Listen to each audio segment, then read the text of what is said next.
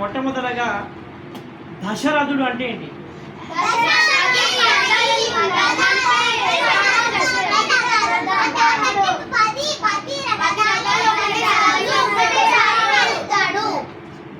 ఒక్కటి చెప్పండి. దశ అంటే 10, రథాలు అంటే ఒకటేసారి 10 రథాలు నడిపేవాడిని అతను దశరథుడు. ఓకే, దశరథుడికి ఫస్ట్ మొట్టమొదటి సంతానం ఎవరు అంటే మొట్టమొదటి అమ్మాయి పుట్టింది. అమ్మాయి పేరేంటి? శాంత. మరి ఇప్పుడు దశరథుడి దగ్గర పెరిగిందా, ఎవరి దగ్గర పెరిగింది? ఎవరికి ఇచ్చారు? లోమపాద మహారాజుకు ఇచ్చాడు. లోమపాద మహారాజు ఎవరు? దశరథుడి ఫ్రెండ్. ఓకే, అయితే ఈ దశరథుడికి అశ్వమేధ యాగం ఎవరు చేశారు? ఋష్యశృంగుడు భార్య పేరేంటి? శాంత. మరి ఈ ఋష్యశృంగుడు శాంత ఇప్పుడు ఈ అయోధ్యకు వచ్చి ఏ యాగం చేసింది? వాళ్ళు అశ్వమేధ యాగం చేసింది. చేసినప్పుడు మళ్ళీ పిల్లల కొరకు యాగం చేసింది. ఆ యాగం పుస్తకావేష్టి యాగం అంటే ఏంటి?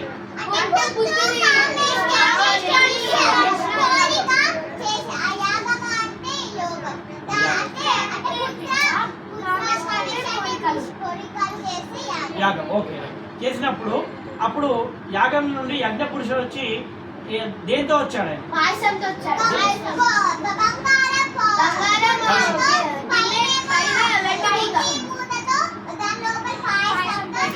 తీసుకొచ్చినప్పుడు ఎవరికి ఎంత భాగం ఇచ్చారు?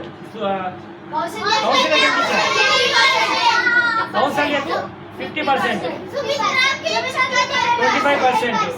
మళ్ళీ కైకేయికి 1/8, దానిలో సగం ఇచ్చిన తర్వాత మళ్ళీ ఇంకా సగం మిగిలింది కదా 1/8. కౌశల్యకి ఎవరు పుట్టారు? ఎవరు అంశతో పుట్టారు? తర్వాత సుమిత్రకి ఎవరు పుట్టారు? లక్ష్మణుడు, శత్రుఘ్నుడు. వాళ్ళు ఏంటి? కావాలి. అయితే ఈ లక్ష్మణుడు ఎవరి అంశతో పుట్టారు? ఆదిశేషుడు. భరత శత్రుఘ్నులు ఎవరి అంశతో పుట్టారు? Okay, very good. అయితే వాళ్ళు పెరిగిన తర్వాత అప్పుడు విశ్వామిత్రుడు వచ్చి దశరథుని అడిగినప్పుడు దశరథుడు పంపిస్తాడా పంపించరా? ఫస్ట్ పంపారు. అయితే అతని ఏ సైన్యం ఇస్తాను? ఎన్ని? 2,18,000 ఎబో సైన్యాన్ని ఇస్తా కానీ నేను మా బాబుని పంపించను అంటాడు.